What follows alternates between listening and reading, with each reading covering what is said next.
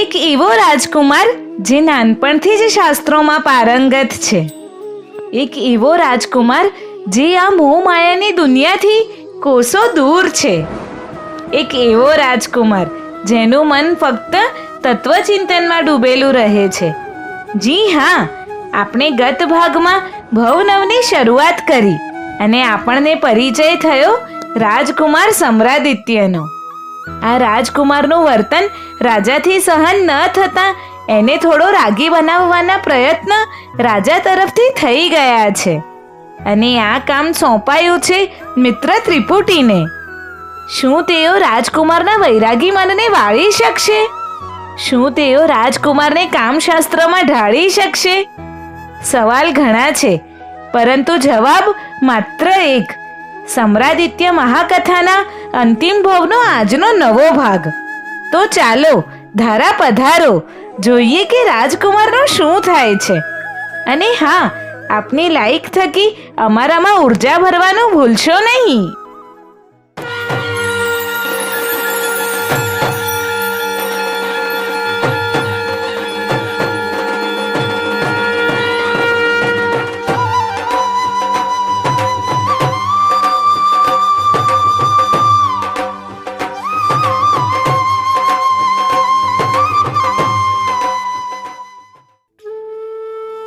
ધારાનગરીના દરવાજે ચારે અશ્વો આવીને ઊભા રહ્યા અને કુમાર સમ્રાદિત્યે લલિતાંગને કહ્યું, આપણે રાજ્યના અતિથિ નથી બનવું. આપણે કોઈ સારી પાંથશાળામાં જ ઉતરીએ, નાહી ધોઈને ભોજન કરી ઉપાશ્રયે જઈએ. તારા કહ્યા મુજબ ત્યાં જે વિદ્વાન જૈનાચાર્ય છે તેમના દર્શન કરીએ, પછી એમના અનુકૂળ સમય તત્વ ચર્ચા કરીશું. લલિતાંગને કુમારની વાત સાચી લાગી અને અશોક ધારાનગરીની ગલી ગલીને જાણતો હતો. સાથે સાથે એ પાકશાસ્ત્રમાં પણ પારંગત હતો. એક સારી પાંથશાળામાં એ સૌને લઈ ગયો. પાંથશાળાના રક્ષકના હાથમાં લલિતાંગે ગુપ્ત રીતે 2 સોના મહોર પકડાવી દીધી. રક્ષક રાજી થઈ ગયો. એણે પાંથશાળાના સ્વચ્છ અને સુંદર એવા 2 ઓરડા ખોલી આપ્યા, પાણી વગેરેની સગવડ કરી આપી અને તેણે લલિતાંગને પૂછ્યું, ભોજનનું શું કરવું છે? ભોજન અહીં જ કરવાનું છે. અશોક જેમ કહે તેમ તું કર. રક્ષક અશોક પાસે ગયો. કુમાર સમ્રાદિત્ય સ્નાન ગૃહમાં ગયો અને લલિતાંગે કામાંતુરને આવશ્યક સૂચનાઓ આપી. આજની રાત્રિ ચિંતામણીની હવેલીમાં પસાર કરવાની છે. જમીને તમે ત્રણેય ઉપાશ્રય જજો, હું મારા કામે ઉપડી જઈશ. અશોકના માર્ગદર્શન નીચે ભોજન તૈયાર થઈ ગયું. અશોકે કુમાર સમ્રાદિત્યની ભોજન અભિરુચિ જાણી લીધી હતી.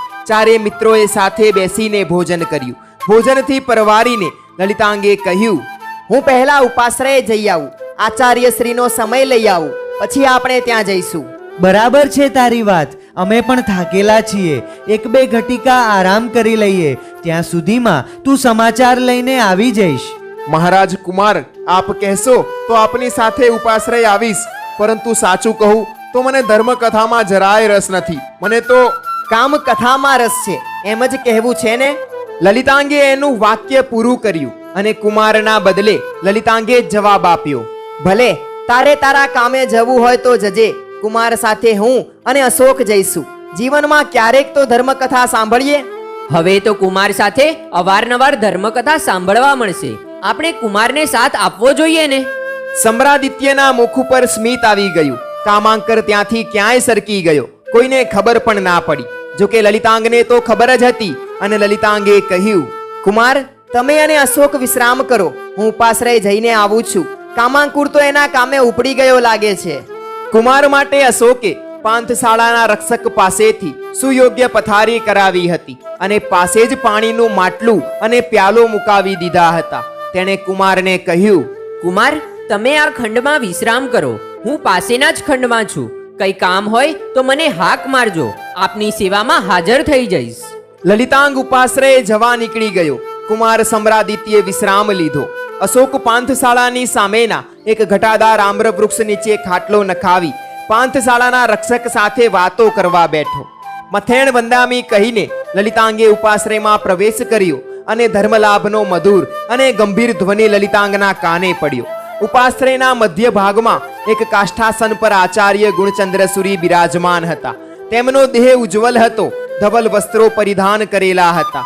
આસપાસ અનેક મુનિવરો જપ અને સ્વાધ્યાય આદિ સંયમ યોગોમાં નિરત હતા.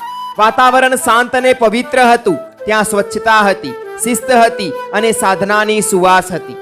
લલિતાંગે પ્રથમ વાર જ આવા કોઈ ઉપાશ્રયમાં પ્રવેશ કર્યો હતો. તેણે ઉજ્જૈનીમાં શીખી લીધું હતું કે ઉપાશ્રયમાં કેવી રીતે પ્રવેશવું, કેવો શિષ્ટાચાર કરવો વગેરે.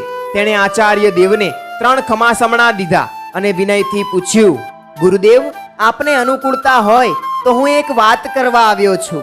વત્સ, અનુકૂળતા જ છે, નિશ્ચિત બનીને વાત કર. ગુરુદેવ, અમે 4 મિત્રો ઉજ્જૈનીથી આવ્યા છીએ. તેમાં મુખ્ય છે મહારાજ કુમાર સમ્રાદિત્ય. આપની જ્ઞાન પ્રતિભાના વખાણ ઉજ્જૈનીમાં સાંભળીને મહારાજ કુમાર અહીં આવ્યા છે. તેમને જ્ઞાની પુરુષોનો સમાગમ ખૂબ જ ગમે છે. તેમને જ્ઞાની પુરુષ સાથે તત્વ ચર્ચા કરવી ઘણી ગમે છે. જો એમને ગમતા જ્ઞાની પુરુષ મળી જાય તો તેઓ ખાવા પીવાનું પણ ભૂલી જાય છે. ક્યાં છે ઉજ્જૈનીના રાજકુમાર? તેઓ મિત્ર સાથે એક પાંથશાળામાં ઉતર્યા છે. આપ આજ્ઞા કરો, સમય આપો એટલે હું એમને અહીં લઈ આવું. વત્સ, અત્યારે સમય છે, તું એમને લઈ આવી શકે છે, પરંતુ વત્સ, તે તારો પરિચય તો આપ્યો જ નહીં. હું ઉજ્જૈનીના મહામંત્રી સુબુદ્ધિનો પુત્ર છું. મને સહુ લલિતાંગ કહીને બોલાવે છે. લલિતાંગ, તું રાજકુમારને લઈને જલ્દી આવી શકીશ. સમ્યક જ્ઞાનની લહાણી કરવી એ તો અમારું પ્રિય કાર્ય છે. ગુરુદેવ, હું ધન્ય થયો. આપની કૃપા પ્રાપ્ત થઈ. હું જઈને મહારાજ કુમારને લઈને ફરી આવું છું. કદાચ શું? તેઓ વિશ્રામ કરતા હશે તો એકાદ ઘટિકા વિલંબ થશે. આજે ખૂબ જ પરિશ્રમ પડ્યો છે. આચાર્ય દેવના આશીર્વાદ લઈ લલિતાંગ પાંથશાળામાં આવ્યો. ત્યાં તેણે આમ્ર વૃક્ષ નીચે ખાટલામાં અશોકને ભર ઊંઘમાં જોયો. સમ્રાદિત્યનો ખંડ હજુ ખુલ્યો ન હતો. લલિતાંગ પાંથશાળાની બહારની પરસાળમાં પડેલા એક ખાટલા પર બેઠો. તેણે ઉપરા ઉપરી 4-5 બગાસા ખાધા અને ત્યાં પાંથશાળાનો રક્ષક દોડી આવ્યો. તેણે લલિતાંગના કાન પાસે પોતાનું મોઢું લઈ જઈ ધીમા અવાજે કહ્યું, માલિક, હું જોઈ રહ્યો છું કે આપને ઊંઘ આવે છે, પણ એમાં હું જરા દખલ કરું તો ક્ષમા કરજો. મારી પાસે એક એવી ચીજ છે કે ભલે 100 રાતના ઉજાગરા હોય, પણ એના જરા જેટલો ધુમાડો કાઢો કે તબિયત જગ થઈ જાય. આ દેશમાં એ નવી વસ્તુ છે, ગુજરાતના રસ્તેથી આવે છે. એવી તે વળી કઈ ચીજ છે? લલિતાંગે જિજ્ઞાસાથી પૂછ્યું અને ચોકીદારે માટીની એક લાંબી ભૂંગળી કાઢી. એમાં કંઈક ભર્યું અને ચકમકથી એને પેટાવી. સુગંધીદાર ધુમાડો ચારે બાજુ ફેલાઈ ગયો અને ચોકીદારે લલિતાંગને કહ્યું, માલિક, જરા ભૂંગળીનો છેડો મોં પર રાખી 2 દમ ખેંચો, તરત થાક અને ઊંઘ દૂર થઈ જશે. આનું નામ છે તંબાકુ. ખૂબ મજાની ચીજ છે. લલિતાંગે તંબાકુનો સ્વાદ કર્યો. તેને તાજગીનો અનુભવ થયો. ખિસ્સામાંથી કાઢીને એક સોનામહોર ચોકીદારને આપી અને ચોકીદારે માટીની ભૂંગળી અને તમાકુની પોટલી લલિતાંગને આપી દીધી. માલિક, આ વસ્તુ ઉજ્જૈનીમાં પણ મળી જશે. તમારા કિલ્લાની બહાર જે પાંથશાળા છે તેના ચોકીદારને મળજો. ચાલો, સારું થયું. કુમાર સાથે ઉપાશ્રય જવું પડશે. ધર્મ કથા સાંભળવી પડશે. કંટાળો આવત જો આ તંબાકુ ના મળી હોત તો. હજુ આ ભૂંગળીમાં આગ સળગે છે. થોડી તંબાકુ નાખીને 2-4 દમ મારી લઉં. સી ખબર ઉપાશ્રયમાં કેટલી ઘડી બેસવું પડે. તેણે પોટલી ખોલીને ચપટી ભરી તંબાકુ ભૂંગળીની આગમાં નાખી. ધુમાડો ઉઠ્યો અને લલિતાંગે 4-5 દમ મારી લીધા. પરંતુ તેને ઉધરસ આવી અને ઉધરસનો અવાજ સાંભળી અશોક જાગી ગયો. તે ખાટલામાં બેઠો થઈ ગયો. તેણે લલિતાંગને જોયો. એના હાથમાં ભૂંગળી જોઈ અને લલિતાંગે અશોકને જાગેલો જોયો. તે ઉઠીને અશોકની પાસે ગયો અને ભૂંગળી એના હાથમાં પકડાવી અને 2 દમ મારવા માટે કહ્યું. લે, 2 દમ મારી લે, પછી કુમાર સાથે ઉપાશ્રય જવાનું છે. 2-4 ઘડી તત્વ ચર્ચા સાંભળવી પડશે તો બગાસા નહીં આવે. સારી વસ્તુ છે. અત્યારે સોમરસ તો પીવાશે નહીં. કુમારને એ જરાય ના ગમે અને એને ના ગમે એવું કંઈ પણ હમણાં નથી કરવું. ધીરે ધીરે આગળ વધવું છે. એક દિવસ કુમારને પણ આપણે સોમરસ પીવડાવવો છે. અશોકે તંબાકુની ચલ્લમના 2 દમ માર્યા અને તેનામાં સ્ફૂર્તિ આવી ગઈ. તે ખાટલામાંથી ઊભો થયો કે કુમાર ખંડનું બારણું ખોલી બહાર આવ્યો. બંને મિત્રો દોડીને કુમાર પાસે ગયા. લલિતાંગે ઝડપથી ચલમને જમીન પર ઠાલવી દીધી અને રૂમાલમાં લપેટી ખિસ્સામાં સરકાવી દીધી. તંબાકુની પોટલી પણ ખિસ્સામાં મૂકી દીધી. હું હમણાં જ ઉપાશ્રયથી પાછો આવ્યો. આચાર્ય શ્રીએ તરત જ આપણને આવી જવાનું કહ્યું છે. માટે આપ હવે વસ્ત્ર પરિવર્તન કરી લો, આપણે નીકળીએ.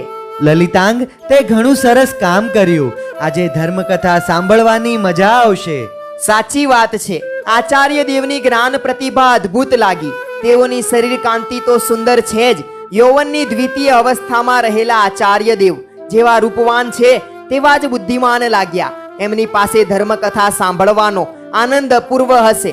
વળી અમે લોકો તો પહેલા વહેલા જ ધર્મકથા સાંભળીશું ને. લલિતાંગે કુમારને આનંદિત કરનારી વાત કરી.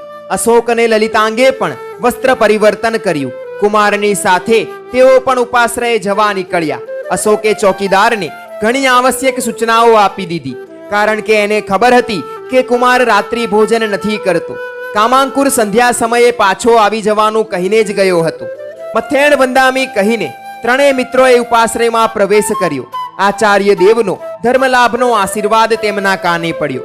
આગળ રાજકુમાર સમ્રાદિત્ય અને પાછળ લલિતાંગ તથા અશોક હતા. લલિતાંગે સમ્રાદિત્યને રાજકુમારને યોગ્ય વસ્ત્ર અને આભૂષણ પહેરાવ્યા હતા. એ દેવકુમાર વત શોભતો હતો. આચાર્ય દેવના દર્શન થતાં જ એ ભાવ વિભોર બની ગયો. આચાર્ય દેવ પાસે જઈને એ ત્યાં જ ઊભો રહી ગયો અને એકી ટસે આચાર્ય દેવને જોઈ રહ્યો. તેણે આચાર્ય દેવના ઉત્સંગમાં પોતાનું મસ્તક મૂકી દીધું. આચાર્ય દેવનો કોમળ કર રાજકુમારના મસ્તક પર ફરવા લાગ્યો. વત્સ, ધર્મકથાનું શ્રવણ કરવા તું ઠેઠ ઉજ્જૈનીથી મિત્રો સાથે અહીં આવ્યો તે જાણીને મને આનંદ થયો. ઉજ્જૈનીમાં જો રાજકુમાર તત્વરસિક છે તો ત્યાંની પ્રજા કેટલી તત્વરસિક હશે. ભગવંત, આપે ઉજ્જૈનીને પાવન કરવાની છે. અમારી વિનંતી છે. કુમાર, ક્ષેત્ર સ્પર્શના મુજબ આવાગમન થાય છે. હા, ભાવ છે ઉજ્જૈનીને સ્પર્શ કરવાના. આચાર્ય દેવે પ્રત્યુત્તર આપ્યો અને ત્રણેય મિત્રો આચાર્યની સમક્ષ બેસી ગયા. આચાર્ય દેવે કહ્યું, કુમાર, તારી જે જિજ્ઞાસા હોય તે તું મને પૂછી શકે છે. ભગવંત, સિદ્ધાંતમાં જ્ઞાનાવરણ આદિ 8 પ્રકારના જે કર્મ કહેલા છે તે કર્મ જીવ કેવી રીતે બાંધે છે એ મારે જાણવું છે. હે સૌમ્ય કુમાર, સિદ્ધાંતમાં કહેલું છે કે જ્ઞાનનો દ્રોહ કરવાથી, જ્ઞાન જ્ઞાનીને ઓળવવાથી, જ્ઞાનમાં અંતરાય કરવાથી, જ્ઞાન અને જ્ઞાની પ્રત્યે દ્વેષ કરવાથી, જ્ઞાનની આસાધના કરવાથી, સૂત્રના ખોટા અર્થ કરવાથી જીવ જ્ઞાનાવરણીય કર્મ બાંધે છે.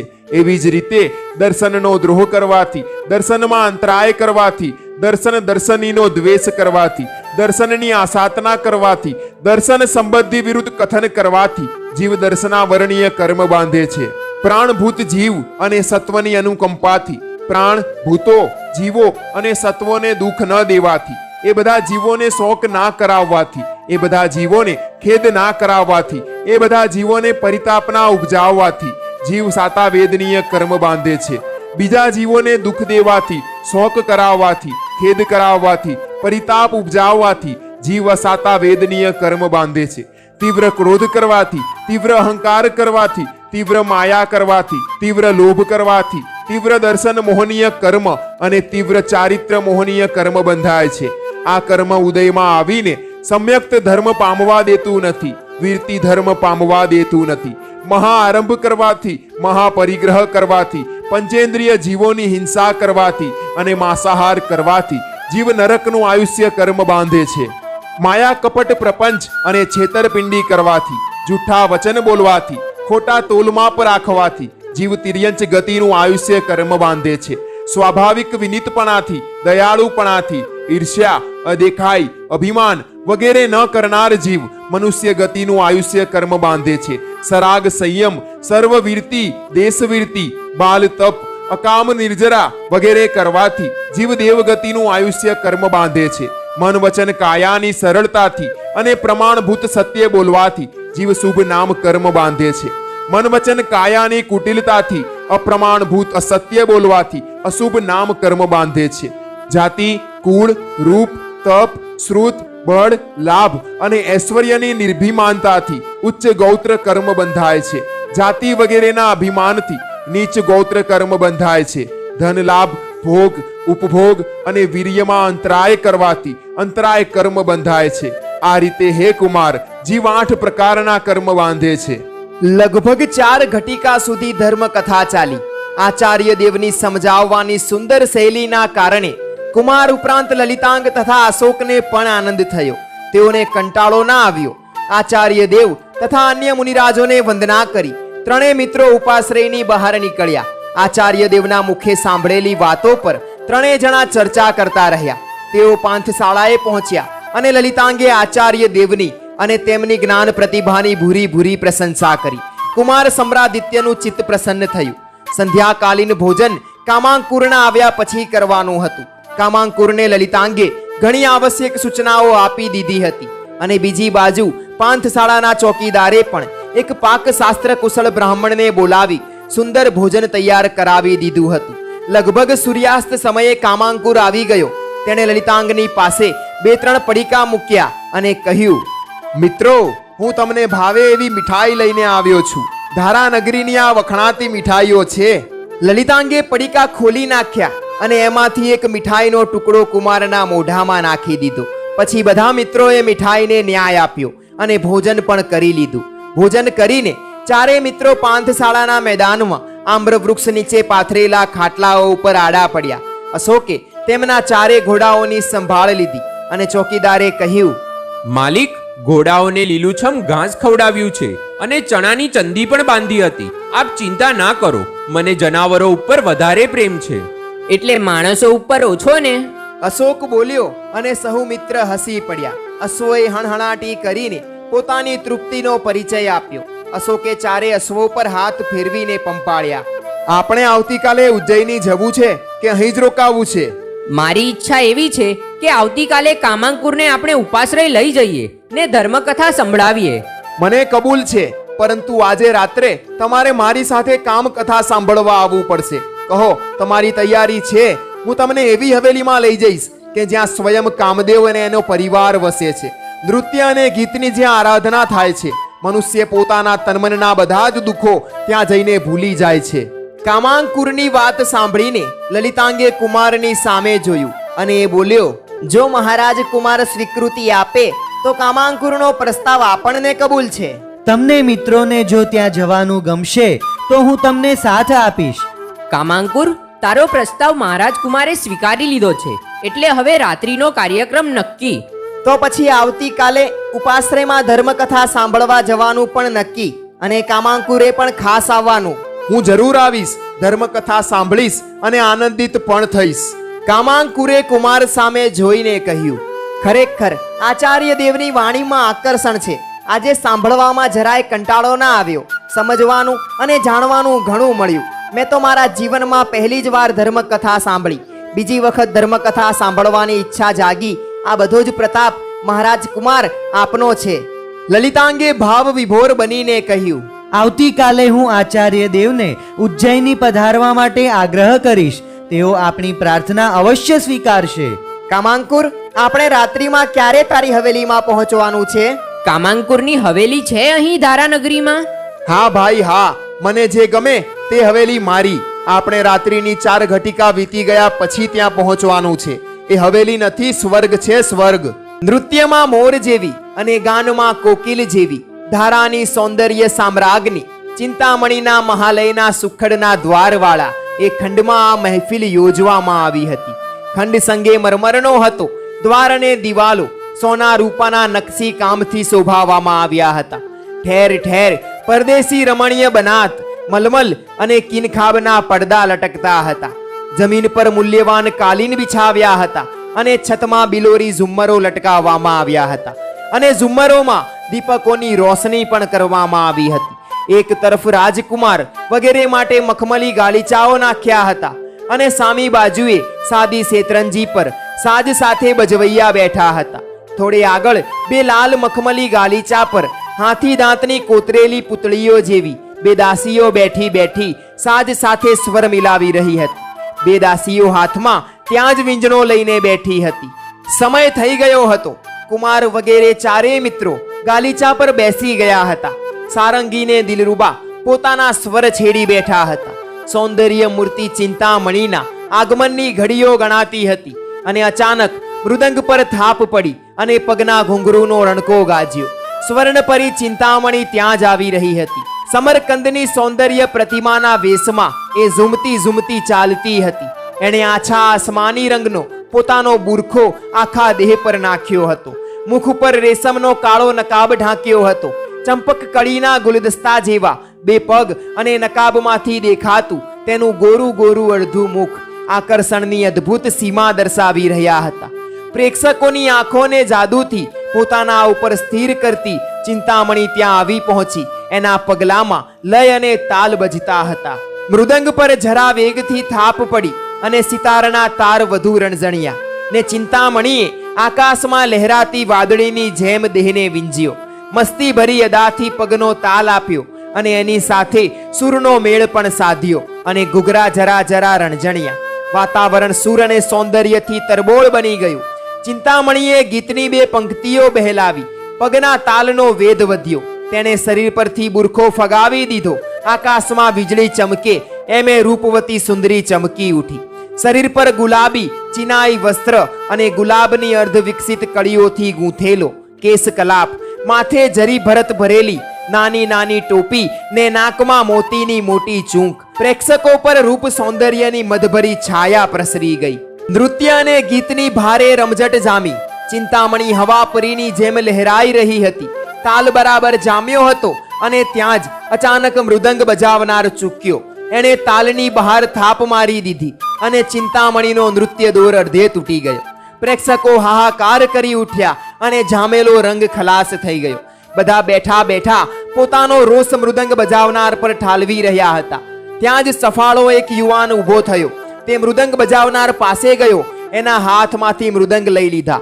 તેણે મૃદંગ પોતાના ખોળામાં રાખી એક થાપ મારી અને જાણે ગુસ્સે થયેલા પ્રેક્ષકોના દિલ પર થાપ પડી. થાપ પડતાની સાથે જ મૃદંગના અવાજથી આખો ખંડ ગુંજી ઉઠ્યો. પછી તો મૃદંગ ભારે સુંદર ગતમાં બજવા લાગ્યા. ચિંતામણીના પગ આપમેળે નાચી ઉઠ્યા. પાયલ એની મેળે બજી ઉઠી. તૂટેલા સ્વર તાર સંધાઈ ગયા અને ફરી અવનવી મસ્તી જામી પડી અને ચિંતામણી બમણા વેગથી નૃત્ય કરવા લાગી. મૃદંગકાર પોતાની અજબ કરામત દેખાડી રહ્યો હતો અને ધીરેથી એણે પોતાનું ગળું પણ વહેતું મૂક્યું. એના સુરોમાં ભારે ખેંચાણ હતું. દર્દ પુકાર ભર્યું ગીત જામી ગયું. સિતારના તાર થંભી ગયા અને ચિંતામણીના પગના ઝંકાર, મૃદંગનો થનગનાટ અને ગાનારનું ગીત સર્વત્ર સામ્રાજ્ય જમાવી રહ્યા. સૌના હૈયા થનગનાટ અનુભવી રહ્યા અને ત્યાં જ અચાનક એક અવાજ ઉઠ્યો. અરે વાહ, કમાલ કરી તમે તો મહારાજ કુમાર. અને આ અવાજ હતો કામાંકુરનો. એનાથી ના રહેવાયું અને એ મોટેથી બોલી ઉઠ્યો. નૃત્ય અને ગીત એકાએક થંભી ગયા.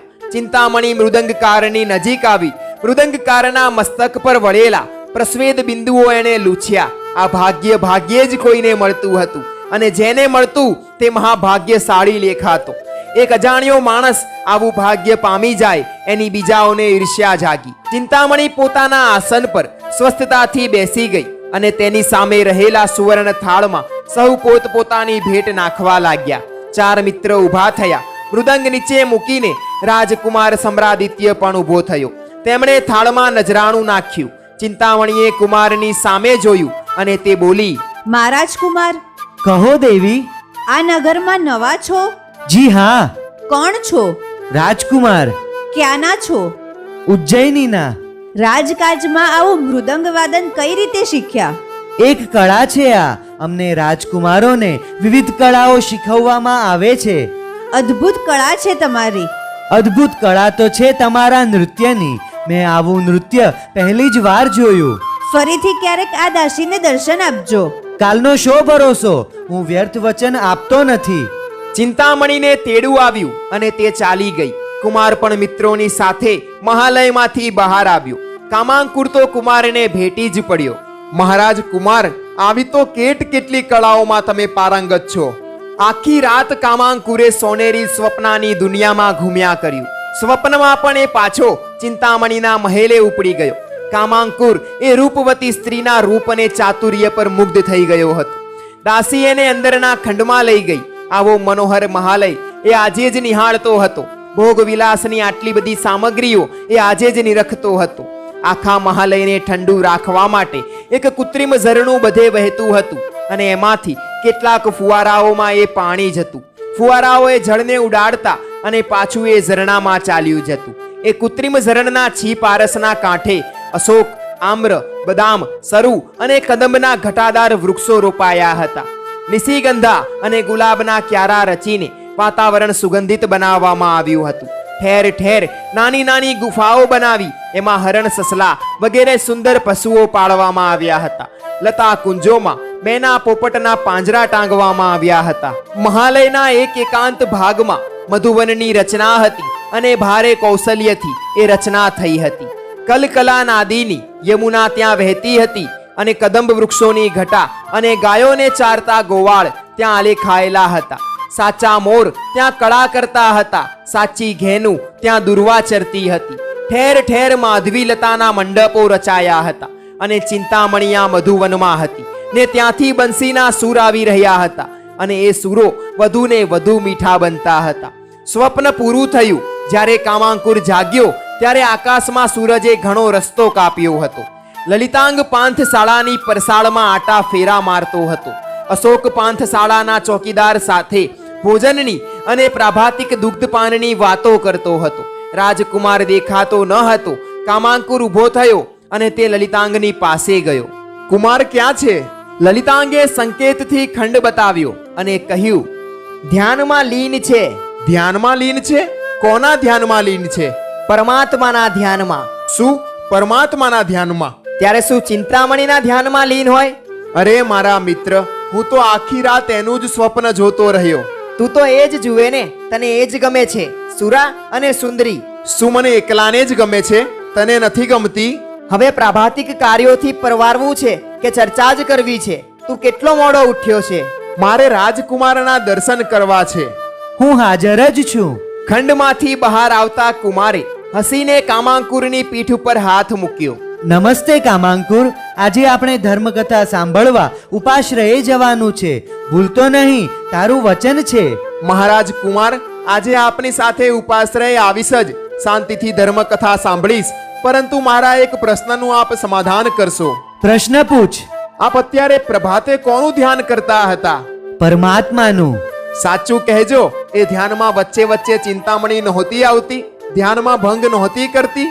કામાંકુર, સાચી વાત એ છે કે મેં ચિંતામણીના મુખને જોયું નથી. મારી દ્રષ્ટિ એના પગ ઉપર હતી, એના પાયલ ઉપર હતી, અને એ પણ મહાલયના પગથિયા ઉતરી ગયા પછી વિસ્મૃતિના પાતાળ કૂવામાં. ગજબ છો તમે મહારાજ કુમાર. આવી અદ્ભુત કલાઓ જાણવા છતાં સુરાસુંદરીથી કેવી રીતે દૂર રહ્યા છો? કામાંકુરે મસ્તક ધૂણાવવા માંડ્યું અને ત્યાં જ લલિતાંગે આવીને કુમારનો હાથ પકડ્યો. આપ ચાલો, દુગ્ધપાનનો સમય થઈ ગયો છે. આ કામાંકુરની વાતોમાં કોઈ સાર નથી. સાચી વાત છે તારી. આપણે તો અસારમ સારમ ગલોચના આટલું જ સમજીએ છે, બસ. હવે બસ કર તું. તારું ભાષણ સાંભળવા માટે ધારાથી ઉજ્જૈનીનો લાંબો રસ્તો પડ્યો છે, સમજ્યો? ચારે મિત્રોએ દુગ્ધપાન કર્યું. સાથે સાથે ગરમ ગરમ બાજરીનો રોટલો અને એમાં ગોળ ઘી નાખીને નાસ્તો કર્યો.